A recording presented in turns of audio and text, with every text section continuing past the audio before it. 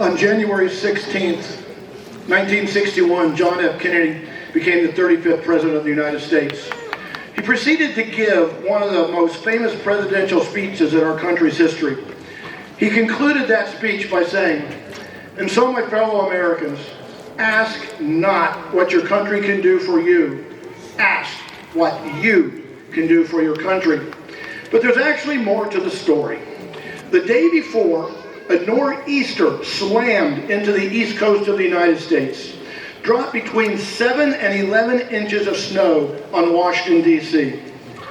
Completely unaware of what President Kennedy would say later in the day, 1,700 Boy Scouts braved the cold weather to assist the U.S. Army Corps of Engineers and 1,000 District of Columbia employees in clearing the city streets. Those Boy Scouts, those soldiers, those employees embodied President Kennedy's message. But they're not the only ones to be there when their country needed them. You have no further to look than the faces around you. I'm speaking of the members and veterans of our armed forces, and that's why later tonight I'm going to invite them downstage so we can thank them for that service. You also have no further to look than the four faces on the mountain. In 1775, at Concord, Massachusetts, North Bridge, 500 farmers and merchants and craftsmen fired a shot heard around the world when they challenged the most respected army in the world, the British Army. After that engagement, the British Army fell back into Boston, and our army pursued them and besieged them in Boston.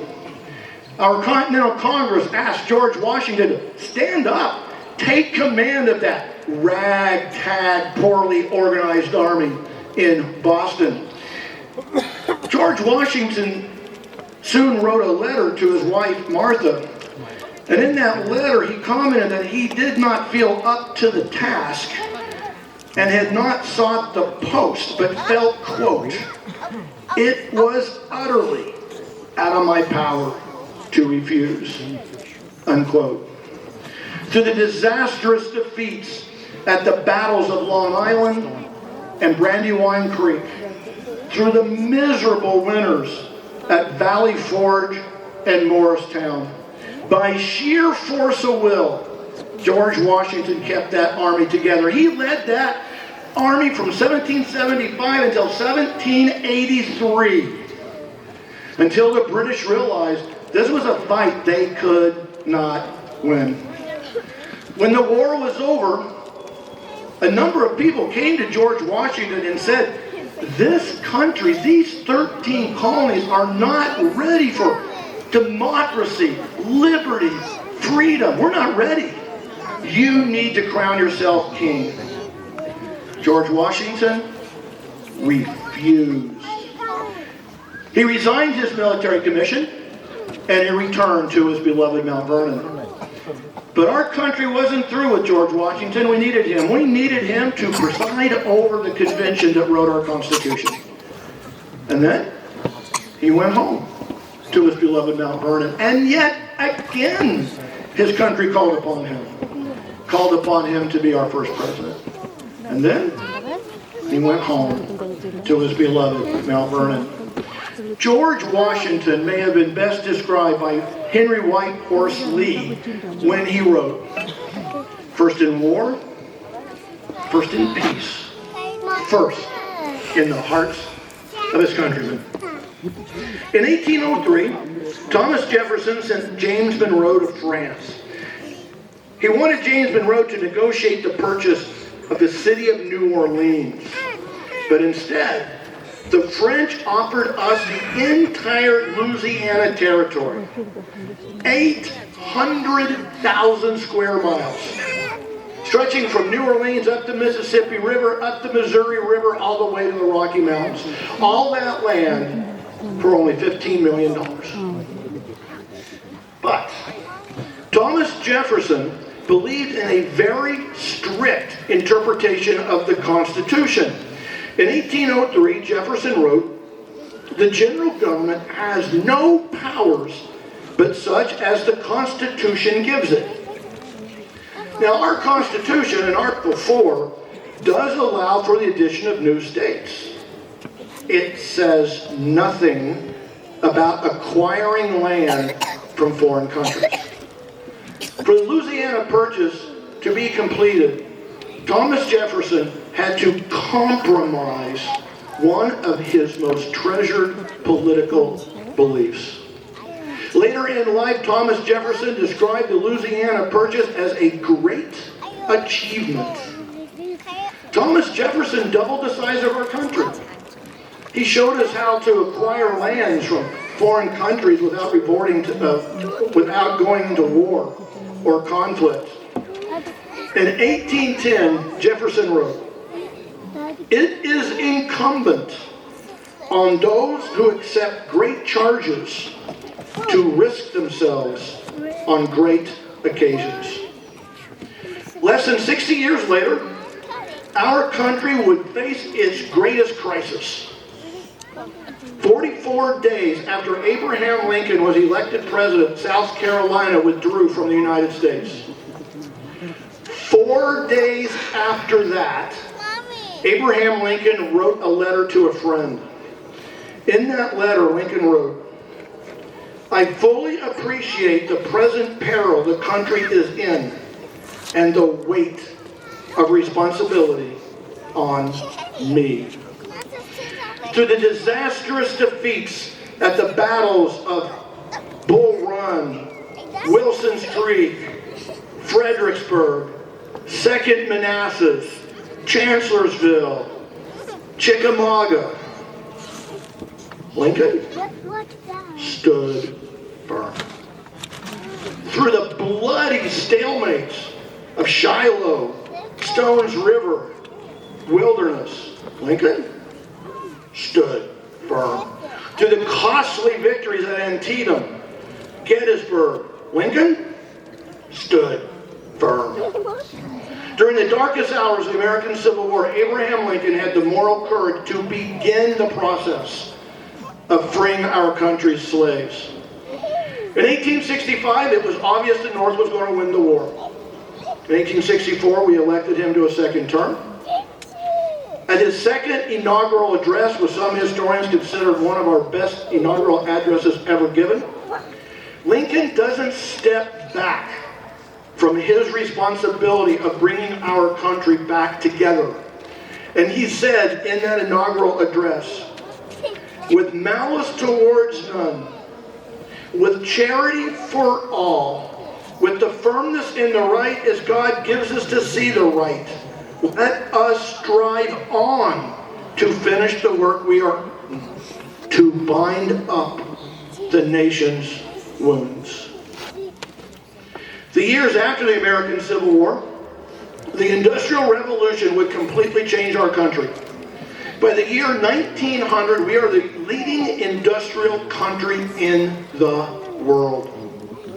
The Industrial Revolution completely changes the makeup of our cities. It totally redistributes our country's wealth, and it even changes the landscape itself. But this new America is dominated by a few very rich men known as robber barons using their business trusts. Our political system was dominated by a few very powerful politicians known as political bosses using their political machines. Middle class, working class, less fortunate, didn't have a whole lot of power in this new America. But the working class was getting organized. Unions. Reform movements were sweeping across the country. These unions, these reform movements, were on a collision course with the robber barons and political bosses. Strikes, demonstrations, violence broke out across our country. Many, including Theodore Roosevelt, felt that our country was headed for another civil war. Theodore Roosevelt felt it was his moral obligation to keep that from happening. In 1903, Roosevelt put it very simply, very directly. All I want is a square deal for every man. When Theodore Roosevelt was governor of New York, he abolished child labor, conducted daily press conferences to stay connected with the middle class, limited hours for women workers, reformed the state civil service system, established the 8-hour workday for state employees, increased teachers' salaries, desegregated state schools, and created new state parks and state forest preserves. As President of the United States, his foreign policy included the Great White Fleet, the Panama Canal, and he even won the Nobel Peace Prize for helping end the Russo-Japanese War. His domestic policy took on the robber barons and actually broke a number of their trusts. He was constantly lobbying Congress for labor reform. He doubled the size of your national park system. He added millions of acres to your national forest system. Theodore Roosevelt's impact to our presidency was so great that many historians today refer to him as our first modern president. In 1913, Roosevelt said, "I acted for the public, for the common well-being of all our people, whenever and in whatever manner was necessary, unless prevented by the Constitution." Washington, Jefferson, Lincoln, Roosevelt. When their country needed them, they were there. So as President Kennedy said, "And so, my fellow Americans, ask not what your country can do for you. Ask what you can do for your country. My fellow citizens of the world, ask not what America can do for you, but what we can do together."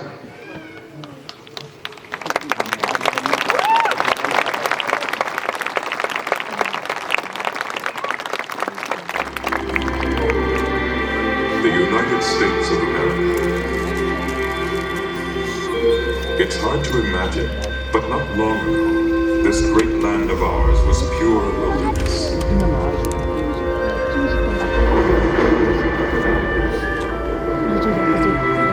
A place where millions of bison roamed freely throughout the plains.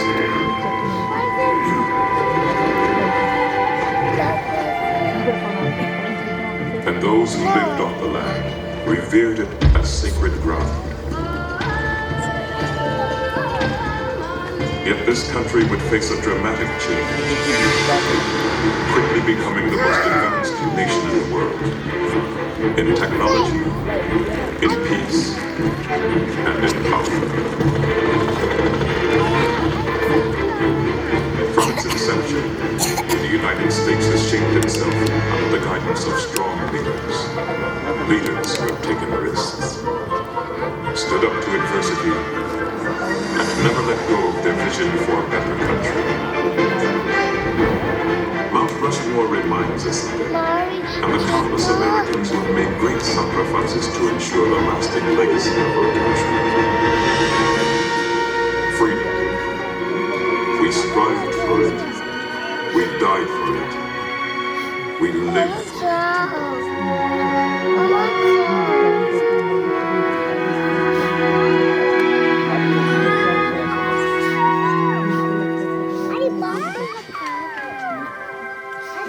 The year was 1923. The place, the Black Hills of South Dakota. State historian Don Robinson proposed that these granite outcroppings could be the site of an enormous monument dedicated to the heroes of the West, such as Lewis and Clark and Chief Red Cloud. But commissioned sculptor Gutzon Borglum had a different concept in mind. Borglum was a passionately patriotic man, and believed that a more fitting tribute should honor the American experience. A memorial that would represent our ideals our dreams, and our accomplishments as a country. A memorial that would convey a spirit of patriotism. Borglum chose his canvas carefully, the giant granite rock face of Mount Rushmore. And in 1927, work on the mountain began.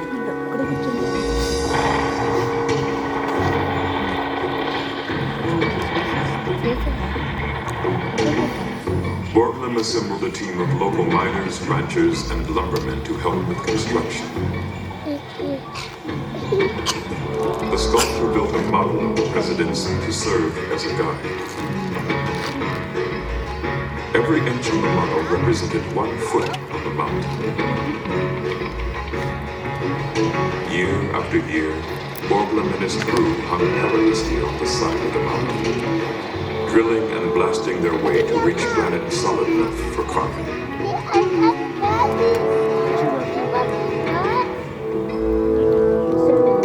It took 14 years and nearly $1 million to complete the 4 60-foot faces. And even though the sculptor did not live to see the very final touches put into place, he was able to carry out his vision. 4 great Americans immortalized in stone, symbolizing the democratic society in which we live, the struggle for our independence, the fight for our freedom, and the sacrifices we have made since our country began more than 200 years ago.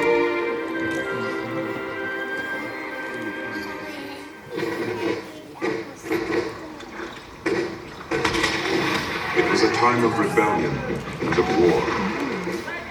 It began as an uprising against British rule and turned into a full-fledged crusade for personal freedom and national independence.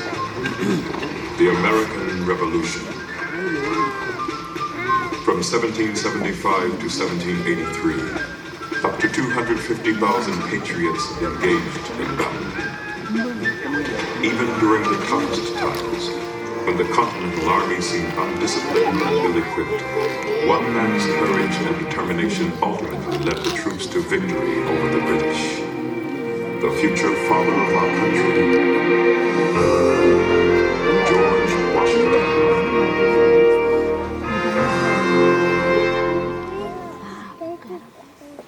Born and raised in colonial Virginia, George Washington grew up to be a firm believer in American independence.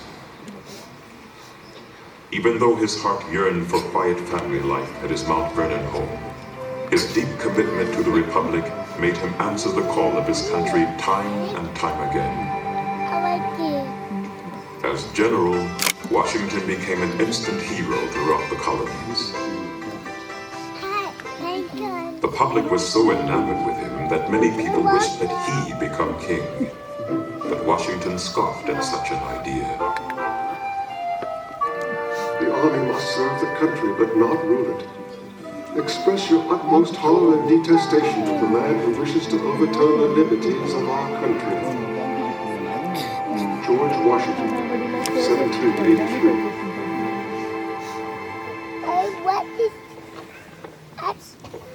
It was this kind of insight and integrity that made him the perfect person to oversee the creation of a new federal government.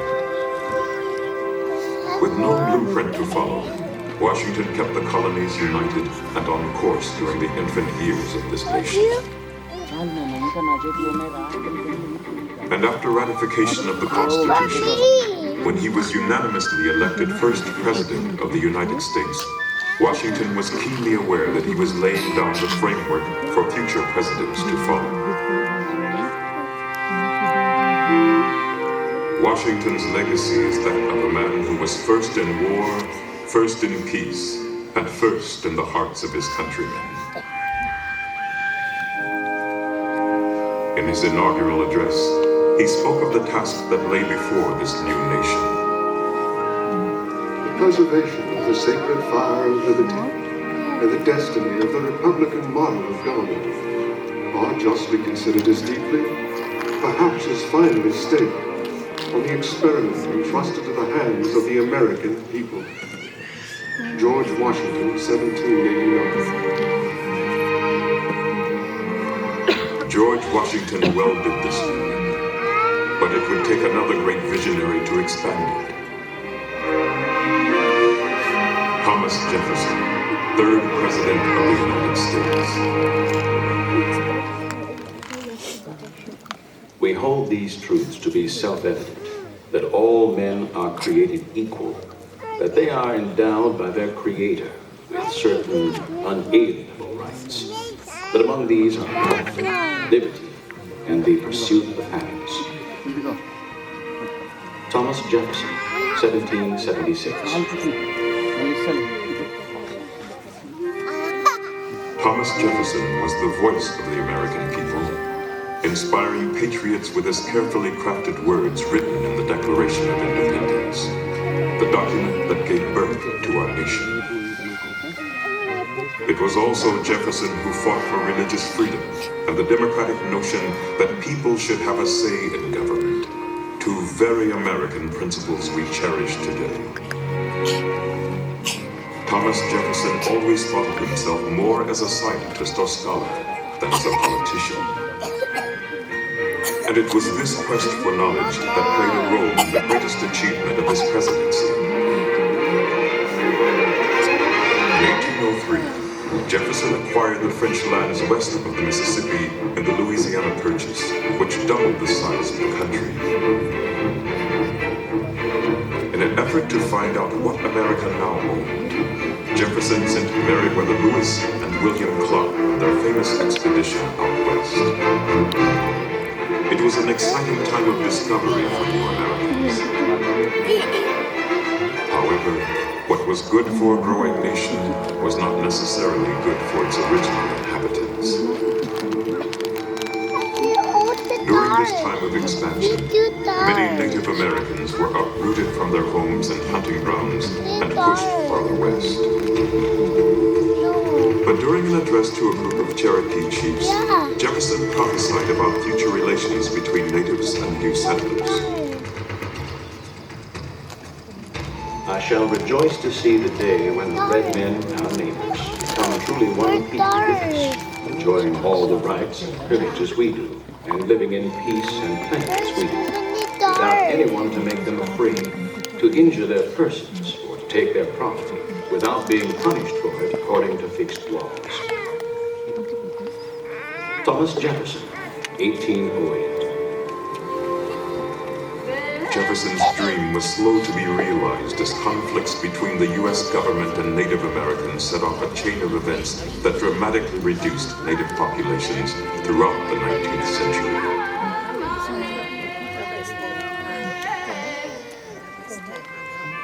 Thomas Jefferson believed in the promise of America and had faith in the American people. But this faith would truly be tested nearly 60 years later, when the Republic came dangerously close to unraveling. The Civil War was the most tumultuous period in American history. The differences between the states had deeply divided the nation, pitting brother against brother on American soil. But it was the determination of one man to keep the United States united. Abraham Lincoln, our 16th president. Abraham Lincoln was a self-made man of great character, a frontiersman who came from humble beginnings. When Lincoln was inaugurated in 1861, he faced more adversity than any other president in U.S. history. Many southern states had withdrawn from the Union. And even though Lincoln opposed war, he warned the South in his inaugural address that he would take whatever measures necessary to stop the rebellion. In your hands, my dissatisfied fellow countrymen, and not in mine, is the momentous issue of civil war. The government will not assail you. You have no oath registered in heaven to destroy the government, while I shall have the most solemn one, to preserve, protect, and defend it. Abraham Lincoln, 1861. The Civil War raged on for 4 brutal years. But Lincoln stuck to his commitment to democracy. His main objective was to save the Union, and he also strongly believed in freedom for all Americans. Until slavery was abolished, Lincoln felt the U.S. could never truly be the home of the free.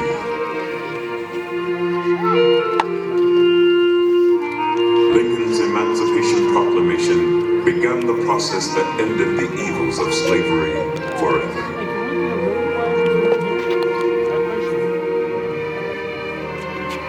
Over 500,000 Union and Confederate soldiers lost their lives in the Civil War.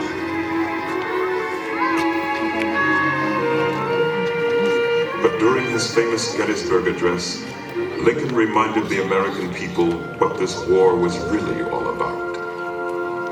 That we here highly resolve that these dead should not have died in vain, that this nation under God shall have a new birth of freedom, and that this government of the people, by the people, for the people, shall not perish from the earth.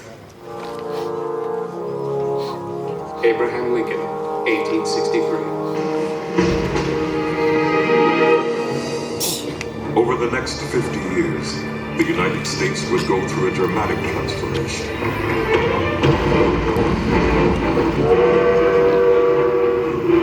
The year 1900 was coming around the bend, and America was turning from a rural republic to a budding industrial power.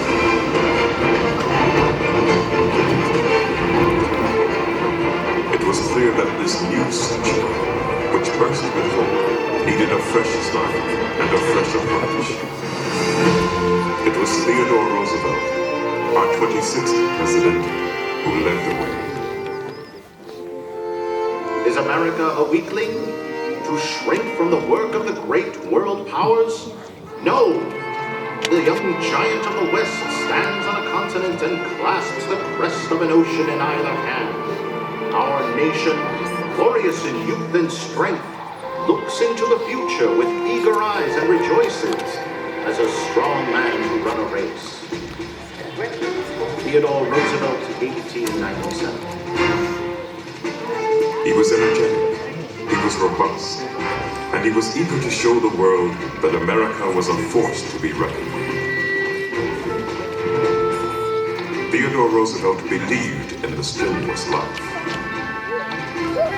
Frail and sickly as a young boy, he overcame his illnesses and grew up to be a naturalist, a cowboy, a war hero, an author, and President of the United States by the young age of 42.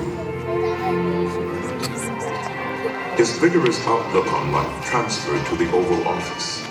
Roosevelt was a man of action. He promoted economic freedom and was a friend to the working class, protecting their rights against big business and what he called the criminal rich. Roosevelt also expanded the country's power abroad. It was his support of the 1903 revolution in Panama that led the U.S. to acquire territory for the construction of the Panama Canal. This massive undertaking not only created a valuable link between the Atlantic and Pacific Oceans, but it put the United States on the map in world politics. Yet, Roosevelt may be known best for his passion for the outdoors. He was vocal about conservation, and through the power of his presidency, he provided federal protection for almost 230 million acres of land. To waste, to destroy our natural resources, to skin and exhaust the land instead of using it so as to increase its usefulness, will result in undermining in the days of our children the very prosperity which we ought by right to hand down to them amplified and developed. Theodore Roosevelt, 1907. The pursuit of the American dream did not end with Theodore Roosevelt's term. Instead, it has carried us into the 21st century.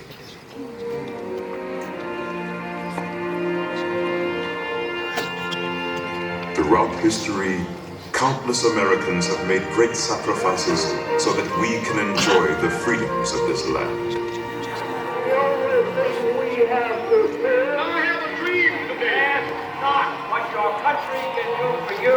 The same freedoms guaranteed in our Constitution and Bill of Rights.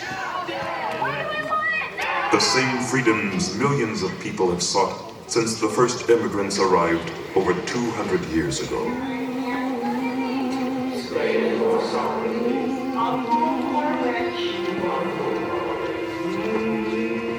Gutzon Borglum reminds us of this with his timeless memorial. 4 Americans representing the birth, growth, preservation, and development of this country. All embodying the spirit of our nation. All advocates of freedom, dignity, and the ideals of American life. Oh, beautiful for spacious skies, forever waves of green, for purple mountain majesties, above the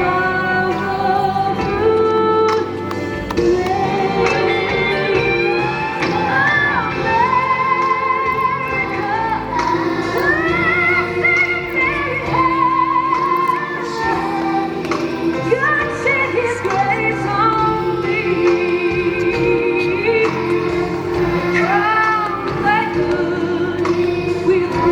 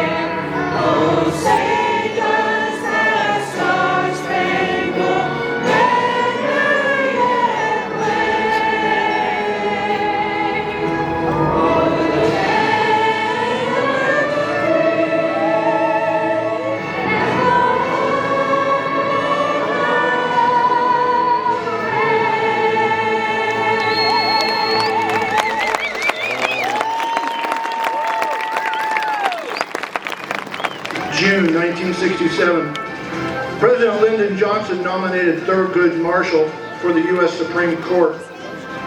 The U.S. Senate confirmed his nomination on August 30th, 1967, making Thurgood Marshall the first black Supreme Court justice. He held that position for 24 years. One of my favorite Justice Marshall quotes is, "Our Constitution is the envy of the world, as it should be, for it is the grand design of the finest nation on earth." It was Justice Marshall's job to interpret the Constitution. It's our military's job to protect that Constitution.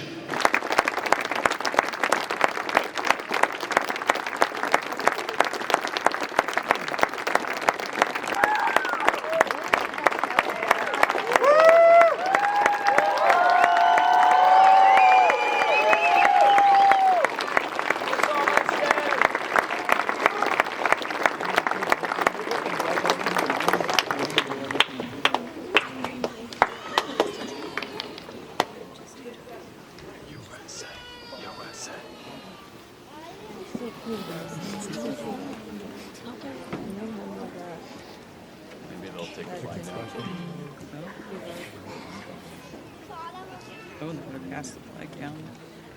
It's all.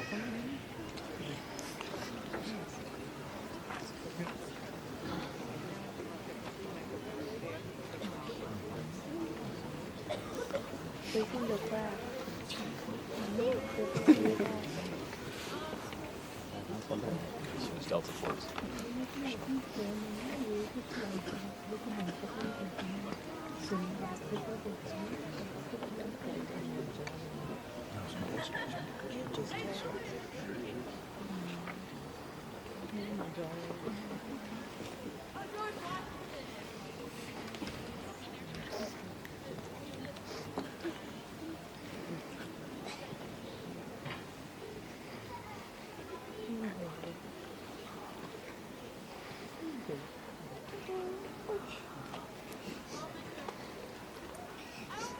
Hey, sister.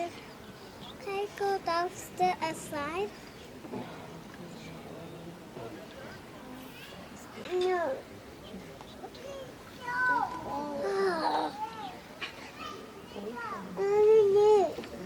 Daddy, can I have one picture? Daddy. Daddy. Oh. Daddy. Can I help? Daddy. Where's Daddy? Where's Daddy?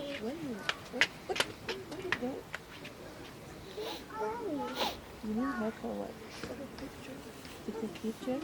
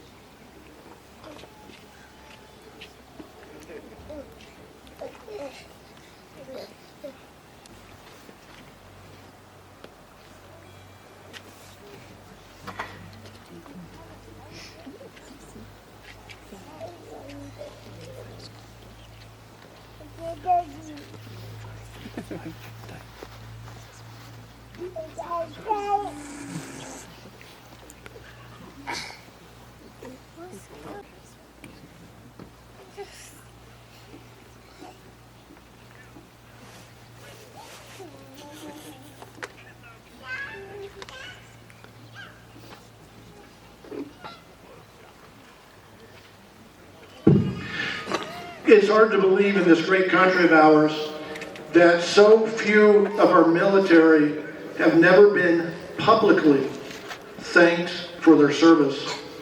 So as they return to their seats, how about one more time we let them know how we feel about their willingness to serve. Ladies and gentlemen, thank you so much for serving our country.